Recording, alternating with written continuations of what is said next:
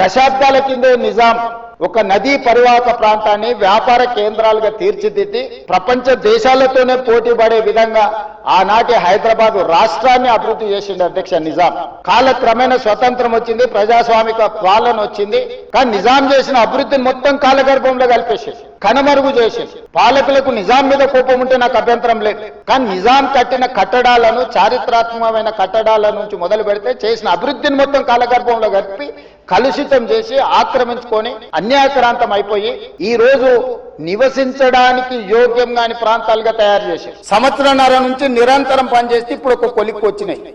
ఇంకొక సంవత్సరం పడుతుంది మొత్తం డీటెయిల్ ప్రాజెక్టు రిపోర్ట్ తయారు కావడానికి.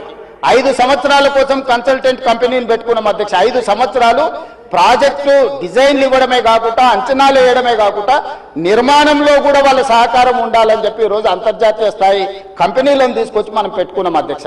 మొన్న వరదలు వచ్చినప్పుడు మూసి గేట్లు ఒకేసారి తెరిచి ఉద్దేశపూర్వకంగా ప్రజల ఇండ్లు మునిగిపోవాలి, రోడ్లు మునిగిపోవాలని ఈ ఉద్దేశపూర్వకంగా గేట్లు ఎత్తి ముంపు గురి చేసిన విషయం ప్రభుత్వం దృష్టికి వచ్చిందా? ఎందుకంటే పైన ఎంత వర్షం పడుతుంది, ఫ్లడ్ ఎంత ఉన్నదో చూసుకొని ముందే గేట్లు కొద్దిగా ఎత్తితే స్లోగా గ్రాడ్యువల్ గా ఫ్లడ్ బయటకు పోతుంది.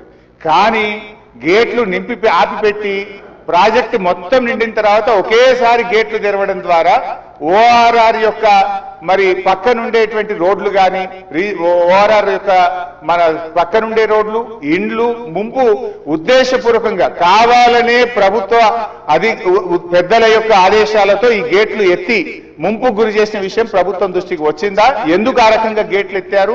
ఒకవేళ ప్రభుత్వానికి ఆ ఉద్దేశం లేకపోతే ఆ అధికారుల మీద ఏమైనా చర్యలు తీసుకున్నారా? సూటిగా సమాధానం చెప్పాలని చెప్పి నేను కోరుతా ఉన్నా అధ్యక్ష.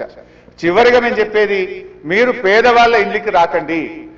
మూసి సుందరీకరణ పేరిట పేదల ఇండ్లు కూలగొడితే బీఆర్ఎస్ పార్టీ సీరియస్ గా వ్యతిరేకిస్తుంది. అవసరమైతే బుల్డోజర్లకు అడ్డంగా పడుకోనైనా అడ్డుకుంటామని గతంలో చెప్పాం. ఖాళీ స్థలాలు ఉన్నాయి, మీరు ఖాళీ స్థలాల్లో దాన్ని డెవలప్ చేయండి. మూసీలోకి గోదావరి నీళ్లు తెండి, మురికి నీరు లేకుండా చూడండి. కానీ మూసీ పేరిట పేదల ఇండ్లు కూలిస్తే మాత్రం బీఆర్ఎస్ పార్టీ ఎంత మాత్రం ఒప్పుకోదని మీ ద్వారా ప్రభుత్వాన్ని తెలియజేస్తున్నాం.